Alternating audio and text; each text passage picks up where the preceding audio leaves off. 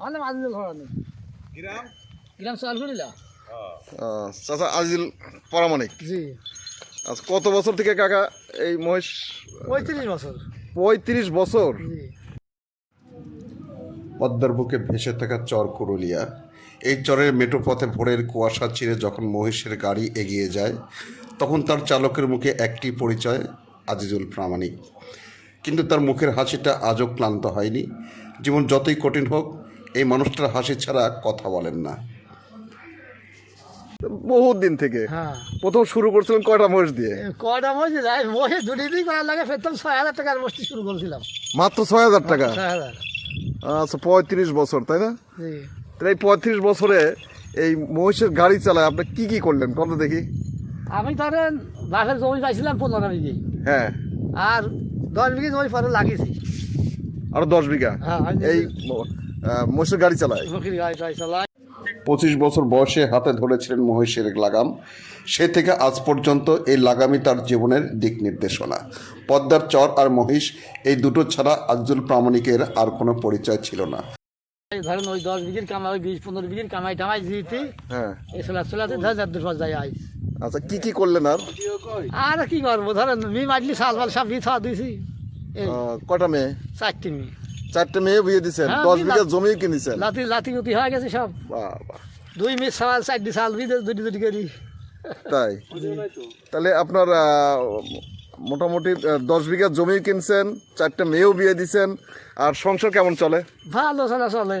আল্লাহ দিলে খুব ভালো চলে কারোর না? কাছে ঋণ যাইনি, ধরেন এই চাল কিনা লাগে না, ডাল কিনা লাগে না, আল্লাহ দাইতে জায়গা জমির কামে ডাল মসুর যাই হয় তাহলে ওকে কিছু বেচতেও পারি।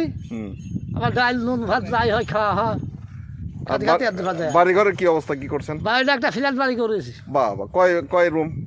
রুম আছে 8টা। 8টা? 8টা রুম ধান করেছি, ভিতরে পায়খানা, বাহ, বাইরে ফাঁকা পায়খানা। তাহলে তো অনেক টাকা লাগছে। 8টা রুমের বিল্ডিং মানে তো অনেক টাকা। অনেক টাকা লাগেছে। আচ্ছা, তাহলে তো চাচা খুব সুখী মানুষ আপনি। হ্যাঁ, এই যে পিস ছিলি, হ্যাঁ একটা পিস 1 বিঘির পিস বেশি ধরেন 1.5 লাখ টাকা, হ্যাঁ হ্যাঁ। আর 1 বিঘির পিস বেশি ধরেন 2.5 লাখ টাকা। বাহ, এই বেচা কিনা ধরেন। তাহলে এখন তো একটা অবসরে যাওয়ার দরকার, বয়স তো অনেক হয়ে গেছে। এখন অবসরই ধরেন যাওয়া নাই, ওই একটু ধান লাগাইছে।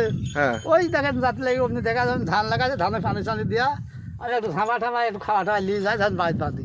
আচ্ছা, আপনার যে বয়স, এই বয়সে তো অনেকে অবসর নিয়ে হজ করে আসে বা অন্য কিছু একটা করে, আপনার যাওয়ার কিছু আশা করেছি।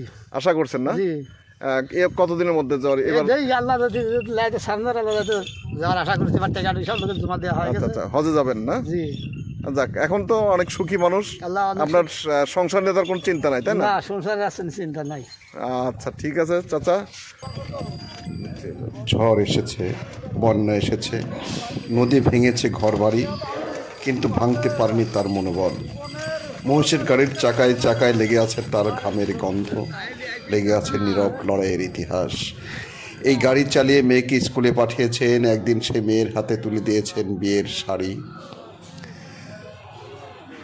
এই শাড়ি, এই গাড়ি আয়ের ছেলে মেয়েদের মানুষ করেছেন, তাদের কর্মসংস্থানের ব্যবস্থা করেছেন। একদিনের সঞ্চয় একদিন শেষ হয়নি, অল্প অল্প করে জমেছে স্বপ্ন। আছে স্বপ্নের ফল, 10 বিঘা জমি, 8 রুমের পাকা বাড়ি, আর মাথা উঁচু করে বাঁচার সাহস। আজ জীবনের শেষ প্রান্তে দাঁড়িয়ে আজিজুল প্রামাণিক বলেন, আমি সুখী মানুষ। কারণ তার সন্তানরা দাঁড়াতে পেরেছে, কারণ তার ঘরে অভাব থাকেনি, কারণ তার জীবিকা ছিল হালাল। এখন তার চোখে আরেক স্বপ্ন, হজে যাওয়ার। সারা জীবনের মাটির পথে চলা মানুষটা একদিন আল্লাহর ঘরে মাথা নোয়াতে চান। আজিজুল প্রামাণিক আমাদের শেখান, সাফল্য মানে বড় হওয়া নয়, সাফল্য মানে শুদ্ধ থাকা।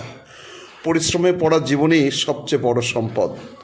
পদ্মার চর থেকে উঠে আসা এক নিঃশব্দ বীরের নাম আজিজুল প্রামাণিক। প্রিয় ভিউয়ার্স, যারা আমার চ্যানেলটি এখনও সাবস্ক্রাইব করেননি, তারা অবশ্যই সাবস্ক্রাইব করে আমাদের পাশেই থাকুন। ভালো থাকুন, সুস্থ থাকুন।